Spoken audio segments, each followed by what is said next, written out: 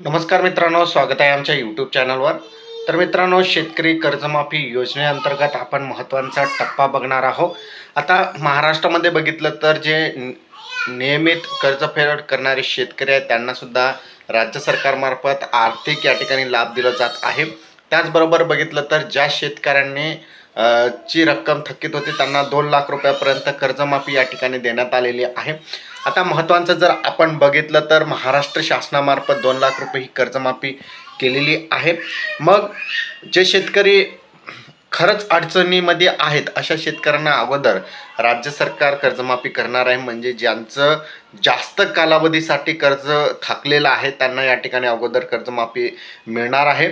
तर शेतकरी म्हणतात की आम्ही नियमित कर्जफेड करतो, यात आमची काय चूक आहे, असं सुद्धा या ठिकाणी प्रश्न जे आहेत शेतकरी वर्गाने जे आहेत दत्तात्रय भरणे यांना विचारलेले आहे. म्हणजे महाराष्ट्र राज्याचे जे कृषी मंत्री आहेत त्यांना शेतकरी वर्गाने सुद्धा प्रश्न विचारलेले आहेत. 50,000 रुपये प्रोत्साहन लाभ देणार असल्याचं या ठिकाणी म्हटलं जात आहे. जे मागील शेतकरी आहेत त्यांनी रेग्युलर कर्जमाफी भरलेली आहे. तर अशा शेतकऱ्यांना मात्र 2 लाख रुपये जे थकीत कर्जदार आहेत त्यांना 2 लाख रुपयापर्यंत कर्जमाफी आणि जे नियमित कर्ज भरतात अशा शेतकऱ्यांना मात्र 50,000 रुपयापर्यंत या ठिकाणी आर्थिक अनुदान देण्याचा निर्णय राज्य सरकारनं घेतलेला आहे. त्यासंबंधी माहिती या ठिकाणी दिलेली आहे. पण अद्यापपर्यंत कोणताही निर्णय जे एक्स्ट्रा पैसे देण्यात येणार असल्याचं सांगितलं जात होतं. 50,000 नाही, जास्त पैसे जे आहेत नियमित कर्जफेड करणाऱ्या शेतकऱ्यांना मिळू शकतं असं सांगितलं जात होतं. पण यावर अद्यापपर्यंत कोणतीही चर्चा राज्य सरकारमार्फत झालेली नाही. आता महत्त्वाचं आहे, अनेक लोकांचा असा प्रश्न आहे की आमच्या अकाउंटमध्ये 1,50,000 रुपये कर्ज दाखवत होते, पण आम्ही ज्या वेळेस कर्जमाफीचं KYC करण्यासाठी गेलो त्या ठिकाणी फक्त 1,00,000 रुपयेच मग ती 1,50,000 रुपये अशी का दाखवते, यामागचं कारण काय आहे?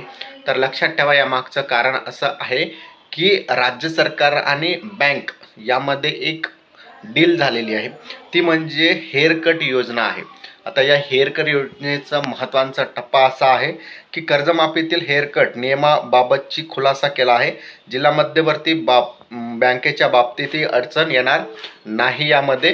त्याचबरोबर बघितलं तर राष्ट्रीयकृत बँकेच्या बाबतीतही अडचण कोणतीही येणार नाही या हेअरकट योजनेमुळे. आता महत्त्वाचं म्हणजे समजा एका शेतकऱ्याने 1,00,000 रुपये कर्ज घेतलेले आहे आणि शासनाकडून 60,00,000 रुपये त्यांना देण्यात आलेले आहे. उर्वरित 40,000 रुपये जे आहेत शेतकऱ्या वर्गांना बँक माफ करणार आहे. म्हणजे लक्षात ठेवा, 40,000 रुपये बँक माफ करेल, 60,000 रुपये शासन माफ करेल, असे 1,00,000 रुपये शेतकऱ्यांचे माफ होऊन जाणार आहे. जरी तुम्हाला KYC मध्ये 80,000 दाखवत असेल तरी तुमचे कर्जमाफी या ठिकाणी संपूर्ण होणार आहे. 1,00,000 रुपयाच्या 1,00,000 रुपये कर्जमाफी होणार आहे. ही हेअरकट योजनेमुळेच या ठिकाणी जे आहेत तुम्हाला तसं दाखवत आहे, त्यामुळे काय प्रॉब्लेम येणार नाही तुम्हाला. त्यामुळे ज्यावेळेस तुम्ही कर्जमाफीचं KYC करता त्यावेळेस जरी रक्कम कमी दाखवत असेल तरी टेन्शन घेण्याचं अजिबात कारण नाही. अनेक लोकांचं जर तुम्ही अकाउंटमध्ये बॅलन्स जाऊन चेक केलं की कर्ज किती आता शिल्लक आहे, ज्या लोकांचं कर्जमाफी यादीमध्ये नाव आहे त्या लोकांचं डायरेक्टली त्यांच्या खात्यामधून जी 1,00,000 रुपये उचललेले आहेत तर 40,000 रुपये डायरेक्टली त्यांचे माफ झालेले आहेत. फक्त 60,000 रुपये त्या ठिकाणी दाखवत आहेत.